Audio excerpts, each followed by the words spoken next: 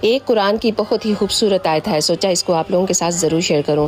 وہ آیت یہ ہے کہ ہو سکتا ہے جو چیز تم پسند کر رہے ہو اس میں تمہارے لیے خیر نہ ہو، اور جو چیز تم ناپسند کر رہے ہو سکتا ہے اس میں تمہارے لیے خیر ہو، بہتری ہو۔ بے شک تم نہیں جانتے لیکن تمہارا رب بہتر جانتا ہے۔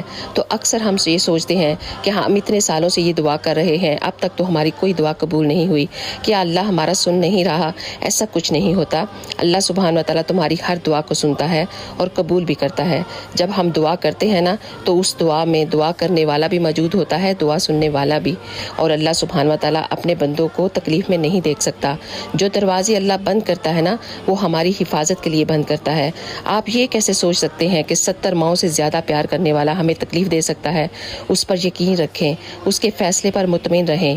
اللہ سے اپنی ہر دعا کے ساتھ یہ دعا مانگا کریں کہ اے اللہ تو ہمیں اپنے فیصلوں پر راضی رہنے کی توفیق عطا فرما، اس کے فیصلوں پر راضی